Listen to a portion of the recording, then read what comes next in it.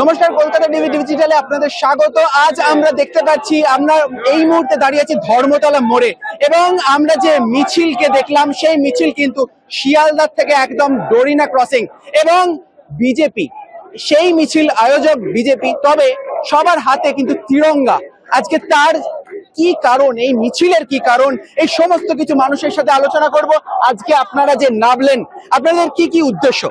আমাদের দেশ এই যে দেশ বিরোধী পার্টি, এই যে ককরোচ 3 দিন আগে আপনারা দেখেছেন যেইভাবে আমাদের যুব মোর্চার ছেলেদের উপরে অ্যাটাক করেছে, আর মাননীয় প্রধানমন্ত্রীর ছবির মানে জুতো মালা পরিয়ে যেরকম জুতো মেরেছে, তার প্রতিবাদে আজকে আমাদের উত্তর কলকাতা তেমন ঘোষের নেতৃত্বে আজকে আমরা পথে নেমেছি।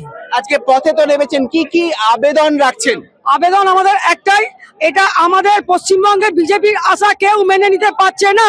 নতুন করে যেখান থেকে যেইছে জিহাদিরা দল গঠন করছে, ককরোচ, তারপরে বেড়াল, কুকুর, ইঁদুর বলে নাম বলে বের করে দিচ্ছে, কিন্তু সেটা তো আমরা মেনে নেব না।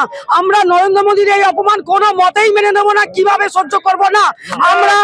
আমরা মহিলা মোর্চা থেকে আরম্ভ করে যুব মোর্চা থেকে আরম্ভ করে একসাথে পথে নেমেছি। এসব আশেপাশে যারা ঘুরছে তাদের আমরা ককরোচকে বাড়ি থেকে তাড়িয়ে দিই, সেরকম ঝেড়ে ফেলে দেবো। দেখলাম হাতে হিট স্প্রে, কি বলবেন? হিট স্প্রে তো বাড়িতে দিই।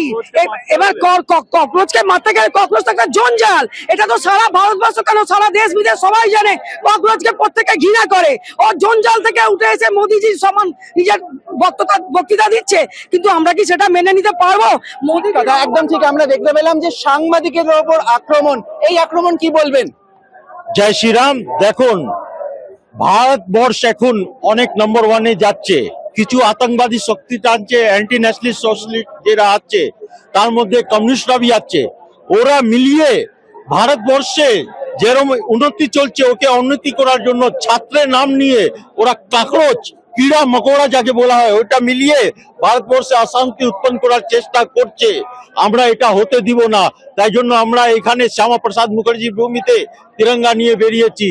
পুরো প্রত্যেক বাড়ি বাড়িতে আমরা যাব, তিরঙ্গা নিয়ে যাব, আর ভারতবর্ষকে কোনোরকমই এই কাকরোচকে ডেভেলপ হতে দিব না। অর্থাৎ আমরা যেরকম ভাবে দেখতে পাচ্ছি আজকে ঠিক কিন্তু কলকাতার রাজপথে সেই মানুষেরা যারা তিরঙ্গা হাতে, কিন্তু তবে আবারও বলছি, এই যে মিছিল তারা কিন্তু আয়োজক করেছে কিন্তু বিজেপির তরফ থেকে, এবং সেই মিছিল আমরা দেখলাম আজকে কিন্তু একেবারে শিয়ালদা হয়ে একদম ডোরিনা ক্রসিং এবং সেই ধর্মতলার মোড়ে এই মুহূর্তে আমরা সেই মিছিল দেখতে পাচ্ছি। এবং সেই মিছিলে তাদের দাবি যে প্রোটেক্ট হোক, কিন্তু আক্রমণ নয়।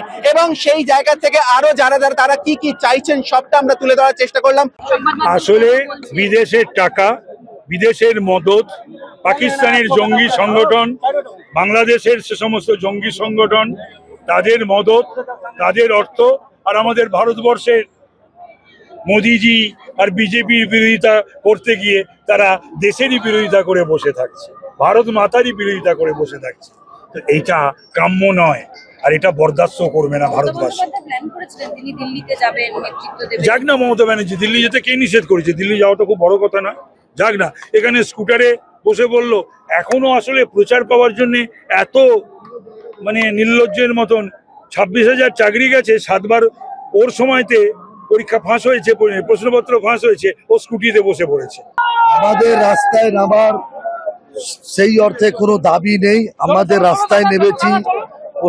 সেদিনকে যেভাবে সংবাদ মাধ্যমের উপরে হামলা করা হয়েছিল, তাদের উপরে জন্য সলিডারিটি দেখানোর জন্যই আমরা রাস্তায় নেমেছি। ইতিমধ্যেই 16 জন দুষ্কৃতীকে পুলিশ গ্রেপ্তার করেছে।